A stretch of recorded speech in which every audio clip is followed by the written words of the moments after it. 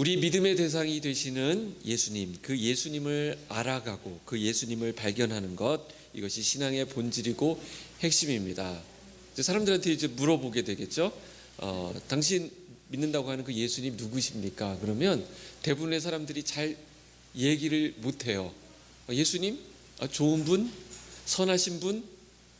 나에게 뭐 친구 같으신 분? 이렇게 얘기하는데, 가장 정확한 소개는 예수님이 알려주신 방법, 예수님이 알려주신 그 말씀 그대로 소개하는 것이 가장 좋은 소개가 되겠죠.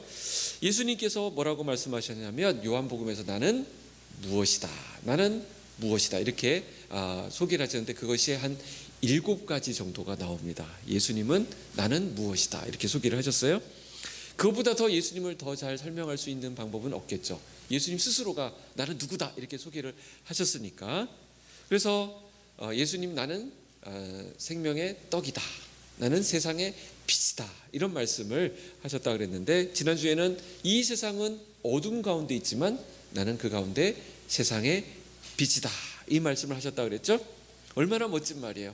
이 세상은 어두운데 예수님께서 빛이 되셔서 빛을 우리 가운데 비춰주셨다. 그래서 예수님을 따르는 자는 더 이상 어둠에 거하지 아니하고 빛 가운데로 행하게 될 것이다. 예수님은 빛을 꾸어오는 자, 빛에 대해서 소개하는 자, 빛을 설명하는 자가 아니라 나는 그 빛 자체다, 이렇게 말씀하셨어요. 그래서 예수님을 따르는 자는 2가지 축복을 받는다라고 말씀을 드렸는데, 그 첫 번째 축복은 더 이상 어둠 가운데 거하지 아니하고 빛 가운데 거하게 될 것이다. 너희가 어둠 속에 있지만 더 이상 어둠 가운데 행하지 않을 것이다, 이런 말씀을 하셨어요. 이것은 어떤 의미가 있느냐? 너희가 세상 가운데 있지만 죄를 짓지 않을 것이다. 너희가 저주스러운 상황을 만나지만 복된 삶을 살 것이다, 이런 말씀이라고 했죠. 2번째 축복은 뭐냐면, 너희가 생명의 빛을 얻게 될 것이다. 생명이라고 하는 것이 예수님이 빛이시기 때문에 예수님을 따라가는 자는 그 생명의 빛을 우리가 받게 된다라는 것입니다. 예수님 그 빛 안에 창조의 원리, 생명의 원리가 있다라는 것입니다. 그래서 죽은 것도 살리고, 어두운 부분도 밝히고, 나의 약해 있던 부분도 하나님으로 인해서 강해지고, 가난했던 부분들이 부유해지고 풍성해지고 하는 것이 바로 빛이신 예수님을 따르는 자가 누리게 되는 축복이다 그랬습니다. 그래서 빛이 비칠 때 내 절망도, 과거의 내 모든 상처도, 내 아픔도, 내 어려움도 다 제거되게 된 것입니다. 자, 그래서 오늘 또 말씀하시는 3번째 말씀이 무엇이냐면, 아주 유명한 말씀이에요. 요한복음 10장은 예수님께서 예수님이 어떤 분이신가 했을 때, 예수님께서는 양의 문이다, 또 선한 목자다, 이렇게 양과 관련해서 말씀을 하셨습니다. 예수님은 먼 데 있는 얘기, 남들이 잘 못 알아먹는 추상적인 것으로 자신을 소개하신 것이 아니라 누구나 알아먹을 수 있는 그거 하는 걸로 예수님께서 말씀을 하셨거든요. 근데 예수님과 우리와의 관계를 목자와 양의 관계로 설명하셨어요. 양 아시죠? 양과 목자의 관계로 설명하셨습니다.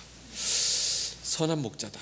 그런데 사실 우리가 예수님께서 이렇게 말씀하시기 전에는 하나님에 대한 우리의 인식이 그렇게 좋지 않았습니다. 왜냐하면 하나님 그러면 여러분들 어떤 생각이 드세요?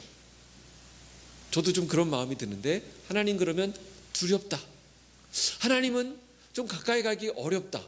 왜냐하면 그분은 조금만 잘못해도 진노하시고 징벌하시고 심판하시는 그런 분으로 우리가 알고 있기 때문에, 하나님 그러면 그렇게 무서운 존재로만 우리가 생각했다라는 것이죠. 하나님은 거룩하시고 완전 무결하신 분이기 때문에 함부로 그 앞에 어설프게 나갔다는 것은 하나님 앞에 큰일 난다, 이런 생각이 우리 인간들에게 있다라는 것입니다. 그래서 용서, 위로, 돌봄, 평안, 이런 것은 하나님하고 어울리지 않는 것이고, 하나님은 무서운 분, 가까이 갈 수 없는 분, 이렇게 생각한다는 거예요. 그래서 이 많은 성도님들이 이렇게 일주일 동안은 그래도 하나님 낯을 피해서 내 마음대로 좀 이렇게 살다가, 주일날은 이제 교회를 안 갈 수는 없으니까 어떻게 또 들은 말씀이 있어가지고 주일날 교회 가는데 하나님 보시기에 안 들키게 구석에 좀 잘 숨었다가 예배 간신히 드리고 얼른 빠져나가는 것으로 이렇게 생각하는 경우가 있습니다. 하나님이 이 앞에 무서운 존재로 너 왔느냐, 응? 어디 있다 왔느냐, 막 이렇게 하니까 이제 그렇게 생각한다는 것입니다. 그래서 우리가 하나님에 대한 오해가 있어요. 오해. 하나님은 무서운 분, 두려운 분, 가까이 가서는 안 되는 분, 이렇게 생각합니다. 하나님은 멀리 계시고, 그렇기 때문에 내 사소한 부분, 내 마음속에 있는 그 내밀한 부분은 하나님과는 별 상관이 없는, 하나님은 여기에 관심을 둘 수 없는, 하나님은 막 전 세계를 움직이시고 천지를 움직이시는 분이기 때문에 나와 관련된, 내가 책상에 앉아가지고 고민하고 있는 그거, 내가 얼굴이 이렇게 거울 보면서 이렇게 고민하고 있는 이런 부분들은 전혀 하나님은 상관도 없을 거야, 이렇게 생각할지 모르지만 하나님 그런 거 다 관심이 있으세요. 네. 내가 요 돈 가지고 뭘 사려고 하는데 이거 사면 부모님한테 혼나지 않을까, 뭐 이런 고민까지도 하나님은 다 알고 계세요. 내가 누구 친구하고 관계가 안 좋아졌는데 요 문제를 가지고 내가 끙끙 앓고 밤에 잠을 못 자고 폰을 잡고 문자를 보낼까 말까 끙끙 앓고 있는 그 모습을 우리 주님은 알고 계시고 관심이 있으시다라는 거예요. 근데 그렇게 생각하지 못하면 하나님은 가끔씩 나타나셔가지고 호통치시고, 내 너 그럴 줄 알았다고, 너 그러고 사고치고 다닐 줄 알았다고 그러면서 잘못이나 이렇게 지적하시는 그런 분으로 오해한다는 것입니다. 근데 그런 이미지를 깨뜨려 주신 분이 누구냐? 바로 우리 예수님이십니다. 여러분들 10장 11절 한번 보실까요? 10장 11절 같이 한번 읽어보겠습니다. 시작.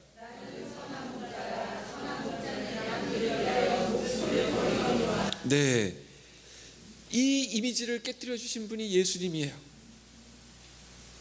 오늘 주님은 자신을 가리켜 나는 양의 문이다, 나는 선한 목자다, 여호와는 나의 목자시다, 이렇게 말씀하고 있는 거예요. 양떼의 목자가 되시고 양들의 문이 되신다, 이렇게 말씀하셨습니다. 이게 어떤 의미이시죠? 약자들을 보호하시고 죄인들을 용서하시고 길 잃은 자에게 길을 제시하시는, 절망한 사람에게 빛을 비춰주시고 눈물 짓고 있는 사람의 눈물을 닦아주시는 그런 선한 목자가 바로 우리의 주님이시다라는 것입니다. 얼마나 가슴 뛰는 일이에요. 이런 분을 우리가 알고 있다는 것이 얼마나 힘이 나는지 몰라요. 우리가 전에 알고 있던 하나님에 대한 그 무서운 이미지와 완전히 다른 개념입니다. 하나님에 대해서, 하나님 아버지에 대해서 오해했던 한 사람의 이야기가 성경에 나와요. 탕자, 그러니까 방탕한 아들이라는 뜻인데, 이 탕자 이야기가 누가복음 15장에 나옵니다. 근데 이 탕자는 아버지를 떠나서 내 힘으로 뭔가를 해볼 수 있겠다 하고 재산 받아가지고 떠났어요. 그런데 그 재산을 다 말아먹었습니다. 다 없애고 이제 빈털터리가 되어서 돼지를 치는, 거기 가가지고 일을 하면서 아주 그냥 망가진 인생을 살고 있다가 무슨 생각을 하냐면, 내가 이렇게 사느니 아버지 집에 가서 종이라도 하면 어떨까? 종이 된다고 아버지에게 찾아가면 아버지가 과연 나를 받아주실까? 아버지가 과연 나를 용서하실까? 이런 생각을 가졌어요. 그래도 이렇게 죽느니 저렇게 가서 맞아 죽는 거나 뭐가 다르냐? 한번 가보자. 그러면서 아버지한테 갔는데 불안, 초조, 의심, 과연 아버지가 나를 받아줄 것이냐? 이런 불안한 마음으로 갔는데, 아니 가서 만나보니까 그 아버지는 어떤 분이셨어요? 밤마다 문을 열어놓고 기다리시는 아버지셨어요. 더럽고 냄새나고 망가지고 속썩이고 그런 형편없는 아들이었지만 그 아버지는 와락 끌어안고 그 아들을 위해 눈물 흘리신, 잘 왔다 아들아, 어디 갔다 이제 왔느냐, 넌 내 아들이지 하면서 품어주시는 그 아버지, 그분이 바로 우리가 믿는 하나님이시다라는 것입니다. 성경에 나타나는 우리 아버지가 그런 분이세요. 그분은 어떤 하나님이신가? 우리를 징벌하시고 조금만 잘못해도 여지없이 심판하시는 분이 아니라 용서하시고 기다리시고 안아주시는 분, 그분이 바로 우리 아버지가 되신다라는 것입니다. 그분은 다음 주에 살펴보겠지만 그분은 선한 목자시, 그래서 양들을 위해서 목숨까지도 바칠 수 있는 그런 멋진 목자가 되신다라는 것입니다. 이 선한 목자 이야기가 나왔으니까 선한 목자는 어떤 의미가 있는가 먼저 정리를 하고 오늘 본문으로 들어가겠습니다. 먼저 선한 목자는 양을 안전한 우리 가운데로 인도한다라는 것입니다. 3절 보실까요? 문지기는 그를 위하여 문을 열고 양은 그의 음성을 듣나니 그가 자기 양의 이름을 각각 불러 인도하여 내느니라. 자, 선한 목자는 양들을 안전한 데로 인도하는 자, 이게 이제 선한 목자라는 게 첫 번째. 두 번째, 선한 목자는 어떻게 하느냐? 9절에 보니까 양들을 위해서 풍성한 꼴을 먹여준다. 양들을 배불리게 먹이는 자가 선한 목자예요. 9절 보세요. 내가 문이니 누구든지 나로 말미암아 들어가면 구원을 받고 또는 들어가며 나오며 꼴을 얻으리라. 선한 목자를 따라가면 배부를 수 있대요. 풍성하대요. 이게 이제 선한 목자가 하는 역할이에요. 세 번째, 아까 여러분들이 읽었던 목자는 양들을 위해서 자기 목숨을 아끼지 않는다. 11절, 나는 선한 목자라 선한 목자는 양들을 위하여 목숨을 버리거니와 그랬습니다. 자, 이 선한 목자를 얘기하면서 이 선한 목자가 있고 선한 목자가 아닌 다른 존재가 있어요. 이 선한 목자는 어떻게 구별하느냐면 선한 목자는 문으로 들어간대요. 문으로. 근데 반대로 문으로 들어가지 않고 벽을 부수고 담을 부수고 들어가거나 아니면 울타리를 넘어서 들어가거나 하는 그런 존재가 있다는 것입니다. 자, 이 사람들은 어떤 사람들인데 문으로 들어가지 않고 옆으로 들어갈까요? 1절, 2절 말씀 여러분들이 한번 읽어주시기 바랍니다. 어떤 자들인지 그 정체가 밝혀지고 있어요. 1절, 2절 같이 읽습니다. 시작.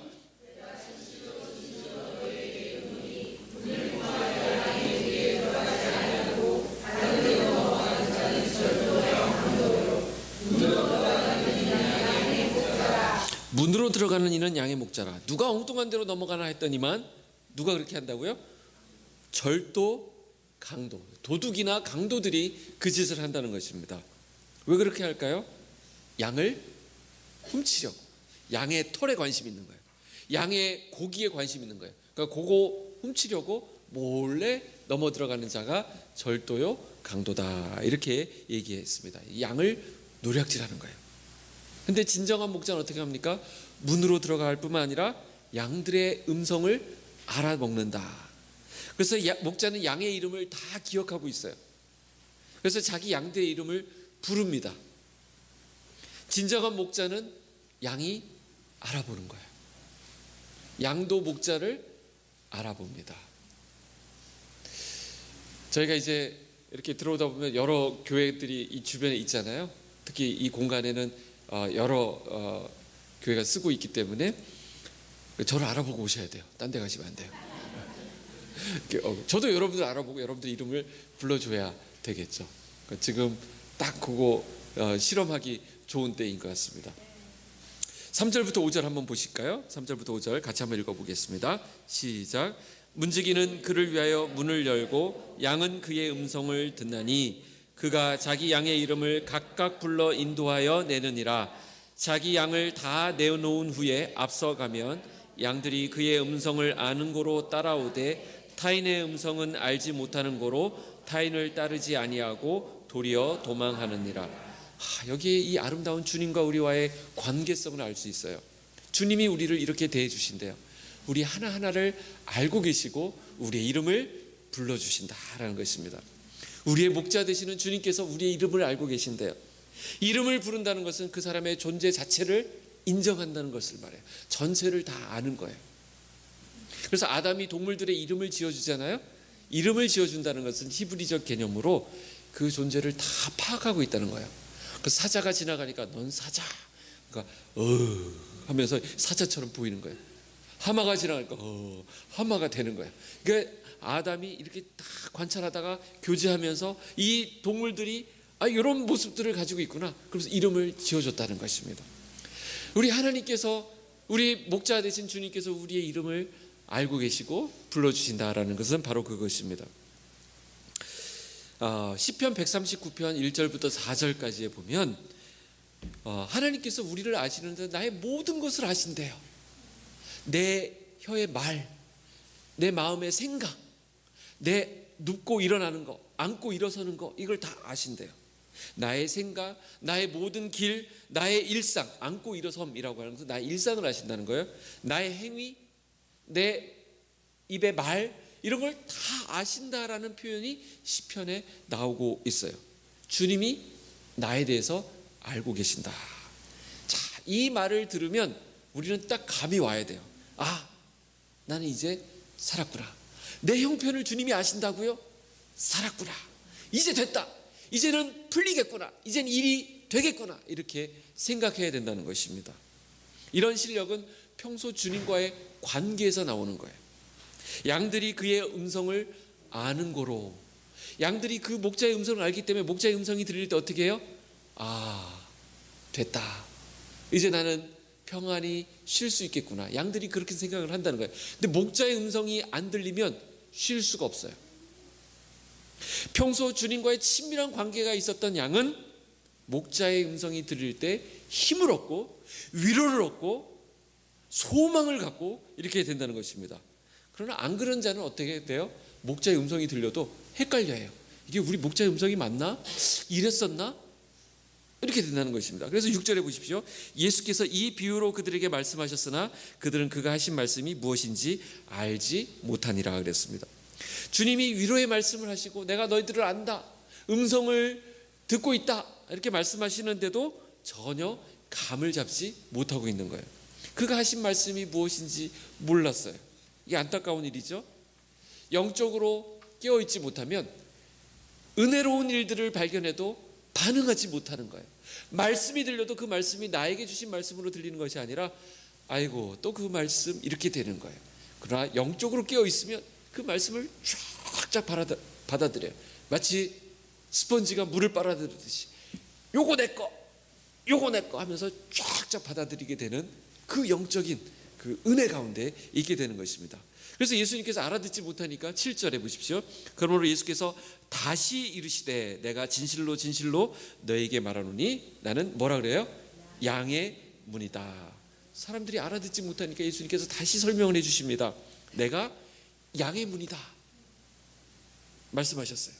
오늘 말씀의 핵심이 되겠는데, 오늘 말씀의 주제가 되겠죠. 예수님은 자신이 양의 문이다 이렇게 말씀하셨어요. 무슨 말이죠? 양을 우리 가운데로 인도하는 인도자일 뿐만 아니라, 목자일 뿐만 아니라 내가 바로 그 문이다 이렇게 말씀하셨어요.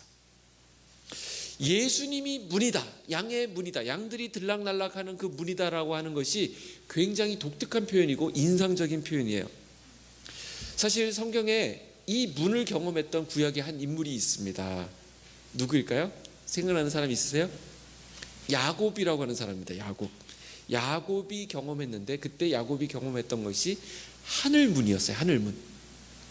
야곱은 자기 형 에서를 피해가지고 형과 아버지를 속인 죄로 이제 막 형이 죽이려고 하니까 이제 도망을 갑니다. 도망을 가다 외삼촌 라반의 집으로 가는데 그 길이 너무 멀어요. 그래서 중간에 이제 잠을 청합니다. 돌을 베개 삼아서 이렇게 누워서 하늘을 지붕 삼아서 이렇게 누워 있습니다. 얼마나 처량해요? 예, 어디 여관에 들어갈 형편도 못 됐나 봐요. 그래서 이제 자는데 그때 꿈을 꾸게 됩니다. 그래서 사다리가 하나 나타나는데 거기 사다리 위로, 사다리가 어떻게 되어 있냐면 하늘과 땅을 연결하는 사다리였어요. 그리고 그 사다리 위로 천사들이 오르락 내리락 하는 그 꿈을 꾸게 됩니다. 이제 나중에 예수님께서 이 사다리가 무엇이냐라는 것을 나중에 나다나엘 때 예수님께서 직접 그를 다시 한번 설명을 해주시는데, 그 사다리는 바로 나 자신 예수님이다 라는 것을 소개해 주셨어요. 그런데 그 장면을 보면서 하늘과 땅이 연결되는 삶, 와, 지금까지 야곱은 뭐만 쳐다보면 살았을까요? 땅만 쳐다보면 살았어요. 땅만 쳐다보고 이 세상에서 성공하고 이 세상에서 내가 복을 받는 것이 전부인 줄 알았는데, 이제는 하늘이 연결되어서 하늘과 연결된 삶을 살게 되었구나. 그것이 바로 누구를 통해서, 이 사다리를 통해서 보게 되는데, 그때 야곱이 했던 고백이 뭐냐면 이곳은 하늘의 문이로다. 창세기 28장 17절, 이에 두려워하여 이르되 두렵도다 이곳이요 이곳은 다름 아닌 하나님의 집이요 이는 하늘의 문이로다 이렇게 얘기했어요. 그때 그 문이 등장합니다. 하늘과 땅을 연결해 주는 그거, 그게 바로 문인데 그 문이 바로 예수님이 되신다라는 거예요. 요한복음 14장 6절에 많이 등장하는, 이제 세가족 성경 공부하면 계속 나오는 말이 이거예요. 예수께서 하신 말씀이죠. 내가 곧 길이요 진리요 생명이니 나로 말미암지 않고는 아버지께로 올 자가 없느니라. 예수님이 그 문이 되셔가지고 예수님을 통해서 우리가 하나님께로 나아갈 수 있게 되었다라는 것입니다. 자, 양의 문, 그러면 우리가 잘 감이 오지 않습니다. 근데 이스라엘에는 두 가지 그 양 우리가 있습니다. 두 종류의 양 우리가 있는데, 하나는 마을 안에 있는 양 우리예요. 마을 안에 있는 양 우리는 번듯한 우리를 갖추고 있습니다. 그래서 이 우리 안에 양들을 집어넣는 거예요. 양들을 집어넣고 공동으로 관리합니다. 그래서 목자를 세워서 그 안에 지키게 하니까 거기에 문은 제대로 돼 있는 문이겠죠. 자, 그런데 그렇게 있는 마을 안에 있는 우리 말고 이제는 마을 안에 안 들어오고 그냥 벌판에 있는 우리가, 임시로 만들어 놓은 우리가 있어요. 그는 그냥 얼기설기 이렇게 쳐놓은 거예요. 이렇게 쳐놓고 양들이나 이리가 넘어가지 못할 정도로만 쳐놓고, 문 쪽은 어떻게 일부러 문을 막 이렇게 튼튼하게 지을 수 없기 때문에 그 입구에 누가 눕냐면 목자가 거기에 누워 있게 되는 것입니다. 그러니까 문이 어디 있습니까? 그러면 목자가 뭐라고 하냐면 내가 문입니다. 나를 넘어서서 그러니까 양들이 밖으로 빠져나가려면 누구를 타고 넘어가야 돼요? 목자를 타고 넘어가야 돼요. 이리가 우리 안으로 들어와서 침략하려면 어떻게 해야 돼요? 목자를 싸워서 이겨야 넘어갈 수 있는 거예요. 양의 문이, 내가 양의 문이다 했을 때 그 당시에 많은 사람들은 다 이 개념이 들어왔겠죠. 아, 예수님이 그 벌판에 있는 우리 가운데 그 문이 되시는구나. 이 문을 통해서만 우리 안으로 들어갈 수 있는 것이구나. 그 개념이 들어갔다는 것입니다. 예수님이 말씀하셨어요. 나는 양을 우리 안으로 인도하는 목자이지만 동시에 또한 나는 양의 문이다 말씀하셨어요. 나를 통과하지 않고 들어가는 자는 다 절도요 강도다 말씀하신 거예요. 왜 그렇습니까? 예수님, 내가 양의 문이기 때문이다. 그런 것입니다. 문으로 들어오지 않고 다른 데로 넘어 들어오는 것은 다 도적질하고 이것들을 상처내려고 오는 것이지, 도둑질하려고 하는 것이지, 그래서 나를 통과하지 않고는 절대로 이 우리 안으로 들어갈 수 없다. 8절 보십시오. 나보다 먼저 온 자는 다 절도요 강도니 양들이 듣지 아니하였느니라. 도둑은 어떻게 들어오죠? 몰래 들어오는 자이죠. 밤에 들어오는 사람입니다. 노크하고 저 도둑입니다. 문 좀 열어주십시오. 뭐를 좀 훔쳐갈 예정입니다. 이렇게 오는 도둑은 없겠죠. 그건 얼빠진 도둑이 됐고, 도둑이 오는 목적은 잠깐 물 한 잔 마시고 가겠습니다. 이런 도둑이 어디 있어요? 훔쳐가려고, 도둑질하려고 오는 것입니다. 그러나 목자는 양에게 꼴을 먹입니다. 9절 보십시오. 내가 양의 문이니 누구든지 나로 말미암아 들어가면 구원을 받고 또는 들어가면 나오며 꼴을 얻으리라. 자, 그런데 이 세상에 잘못된 종교들이 있습니다. 잘못된 사상들이 있어요. 잘못된 이데올로기들이 있어요. 이것은 인간을 행복하게 할 것 같지만 결국은 인간의 영혼을 도둑질해가는 거예요. 개중에는 사람을 파멸시키는 사상들도 있어요. 그런 철학들도 있어요. 근데 사람들은 그런 것에 쉽게 현혹돼요. 정말 너무 안타까워요.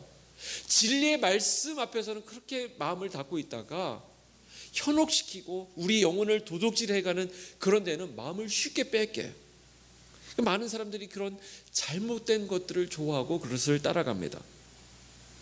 예수님께서 말씀하셨어요. 내가 유일한 길이다.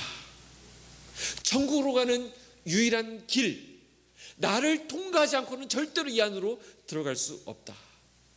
내가 그 문이다. 그분이 바로 예수 그리스도이십니다.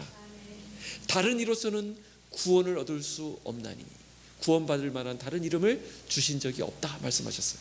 예수님께서, 구원자 되시는 예수님께서 이렇게 말씀하시면 우리는 아멘하고 예수님이 유일한 길이군요, 그 길로 가야 되는데, 사람들 중에서는 이 말을 힘들어해요. 독단적이다, 독선적이다, 다른 길이 있지 않을까요? 다른 길을 자꾸 찾으려고 합니다. 다른 길 없습니다. 예수님께서 다른 길 없다고 말씀하셨어요. 그래서 그쪽 사람들이 자꾸 얘기하는 게 뭐냐면 어차피 산 정상이 여기인데 산 정상에 올라가는 길은 이렇게도 올라갈 수 있고 이렇게도 올라갈 수 있고 이쪽으로도 올라갈 수 있는데 왜 한 길만 있다라고 얘기하십니까? 라고 얘기하는데 오늘 성경에 뭐라고 말씀하고 있죠? 나를 통과하지 않고는 절대로 들어갈 수 없다. 확실한 이야기죠. 요즘같이 다원주의, 모든 것을 다 귀하게 여기고 모든 것이 다 신이 될 수 있다라고 얘기하고 나도 신이 될 수 있다고 하는 이런 세상 가운데 어울리지 않는 말. 다른 길이 없겠습니까? 기독교는 없다. 다른 길은 없다. 예수 외에는 없다.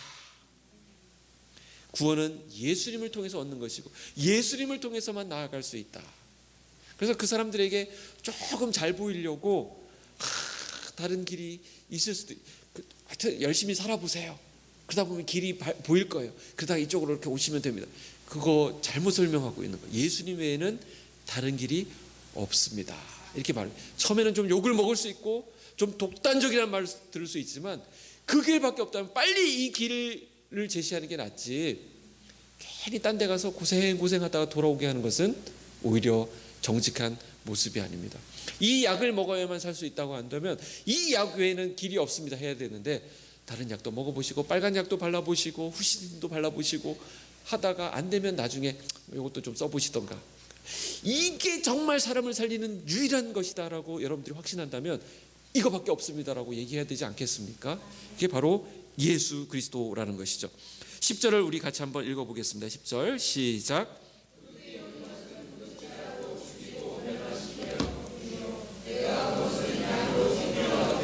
더 풍성하게 얻게 하려는 것이라. 여기 요한복음의 핵심 기독교 신앙의 본질이 여기 나와 있습니다.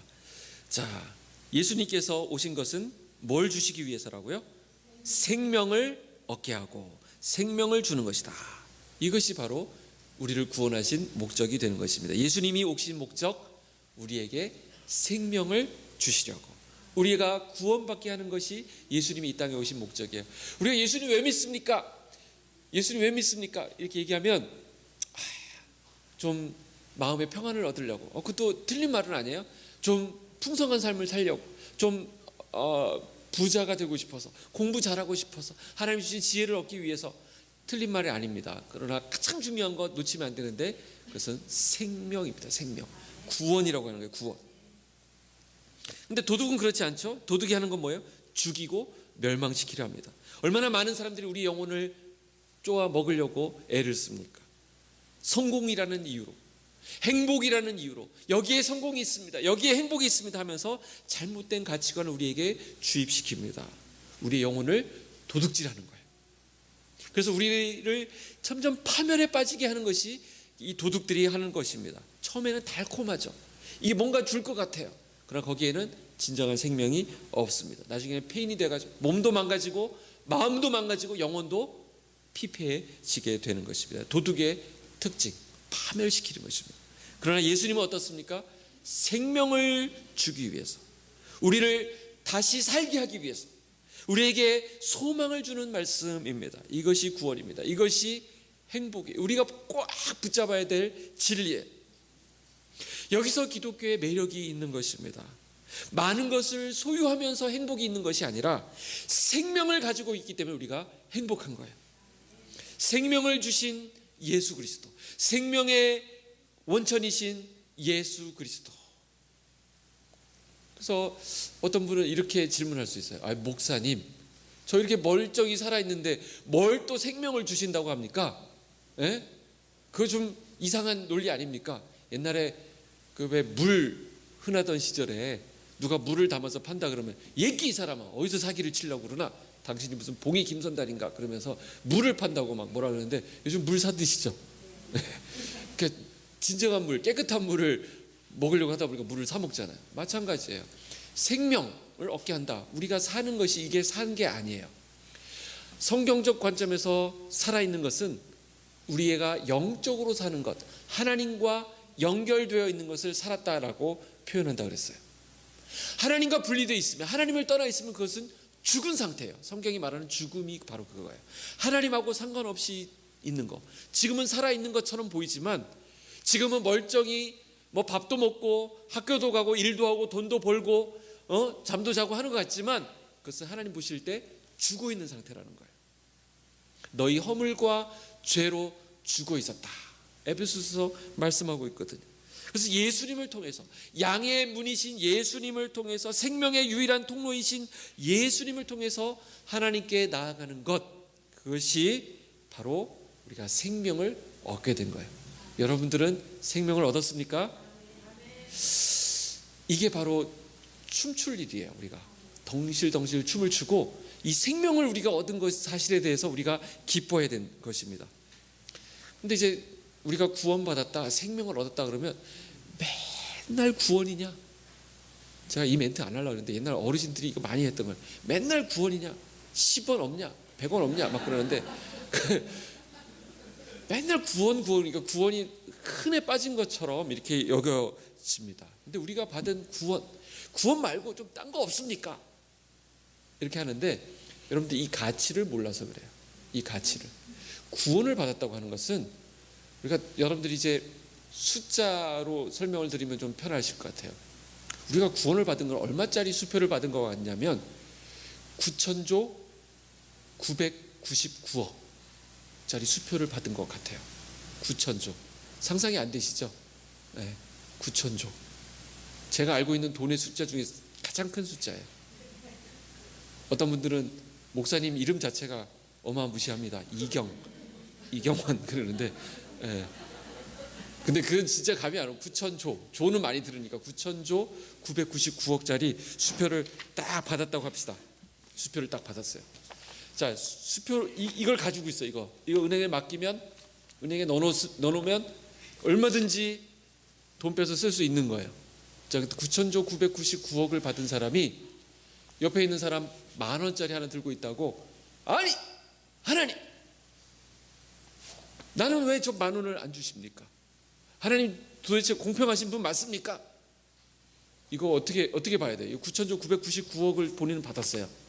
근데 이제 10,000원짜리 들고 다니고 여기 5,000원짜리 들고 다닌다고, 그거 자기 안 줬다고 그냥 하나님한테, 하나님은 불공평하시다고, 어떻게 나한테 그럴 수가 있냐고, 내 키가 이게 뭐냐고 지금 이게, 응? 이러고 있으면 될까요? 우리 집 평수 보셨냐고, 지금 막 사람들 드글드글, 우리 애들도 많고 그러는데 겨우 이게 뭐냐고, 그냥 겨우 50평 주셨냐고 막 그러면서 불평하면 되겠습니까? 네. 하나님께서 우리에게 주신 게 얼마짜리라고요? 9천조 999억. 이 수표를 여러분들 받으시고 구원, 생명을 얻은 거예요. 여러분들 예전에 타이타닉이라는 영화 보셨는지 모르겠는데, 타이타닉 보면 그 호화스러운 곳에 뭐 먹을 것도 있고 귀걸이도 있고 뭐 여러 가지, 거기도 뭐 차도 있더래요. 차도 있고 막 있지만, 어마어마한 게 있지만, 이게 풍랑을 이게 막 배가 깨져가지고 이제 바다에 빠지게 되니까, 그때는 딴 거 다 필요 없고 뭐 하나가 중요해요? 널빤지 하나 잡으면 사는 거예요. 다 필요 없어요. 차 필요 없어요. 보석 필요 없어요. 먹을 거 필요 없어요. 냉장고 필요 없어요. 그냥 널빤지 하나 잡고 살려주세요. 그 널빤지가 제일 중요한 거였어요.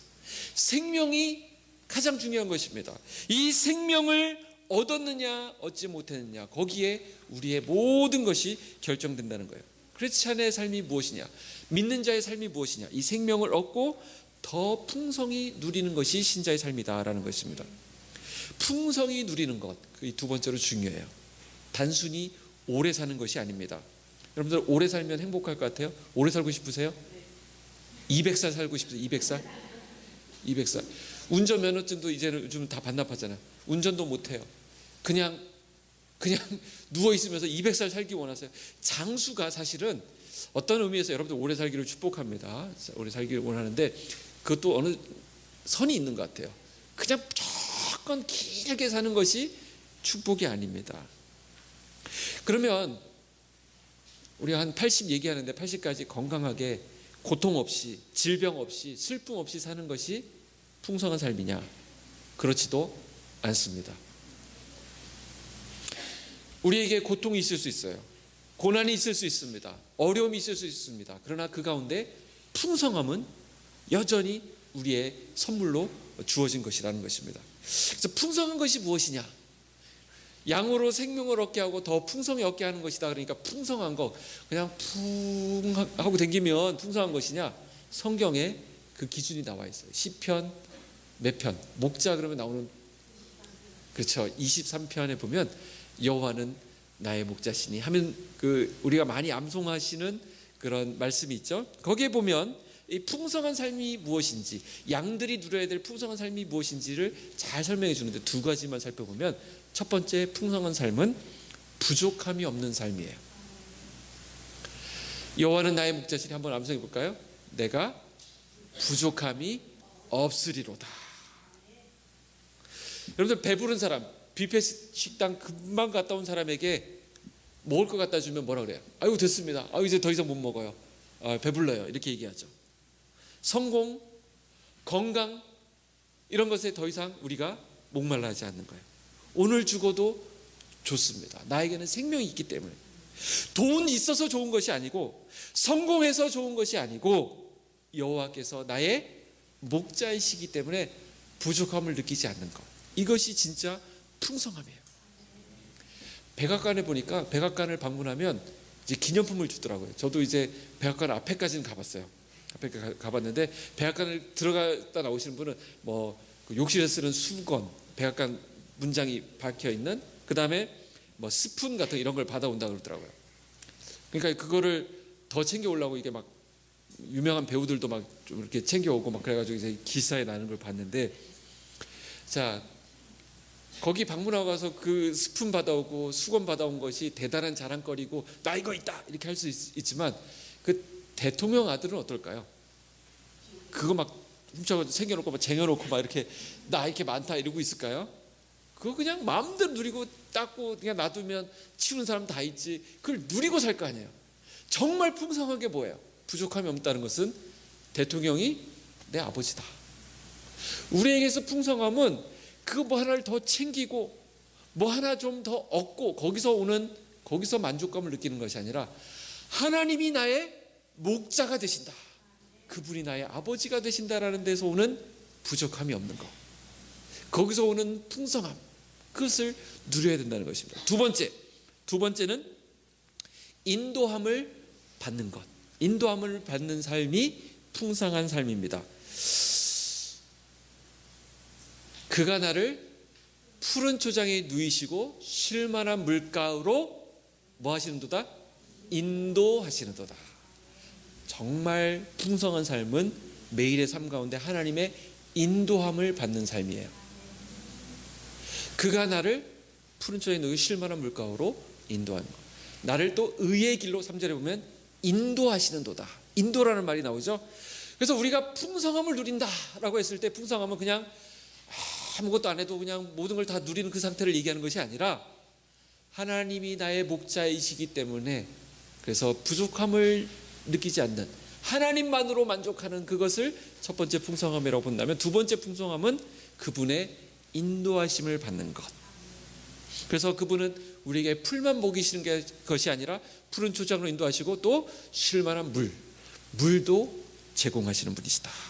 내 삶을 인도해 주시는, 나에게 있어야 할 것, 내가 나아갈 방향들을 제시하시는 분이시다라는 것입니다. 주님은 분명하게 말씀하시는 것입니다. 예수를 만난 자들은 이 풍성함을 누려야 한다. 이 풍성함이 저와 여러분 가운데 있기를 원합니다. 근데 이것은 누구에게 누려지느냐? 양의 문 대신 그 예수님, 유일한 길이신 그 예수님을 통과한 자들만이 누리게 되는 것입니다. 그래서 예수님께서 나는 양의 문이다, 이제 예수님이 양의 문이다 라는 말씀을 들었으니까 우리는 어떻게 될까요? 그 문 대신 예수님, 황공하지만 그 예수님을 통해서 그 풍성함 가운데로 나아가는 거예요. 예수님을 통과하면 그 앞에 뭐가 펼쳐지냐면 우리에게 생명이 보장되어 있고, 그 생명을 통한 풍성함, 하나님을 인해서 부족함이 없는 삶, 하나님의 인도함을 받는 그 풍성함을 우리가 누리게 된다라는 것입니다. 이 은혜가 저 여러분의 삶 가운데 나타나기를 축복합니다.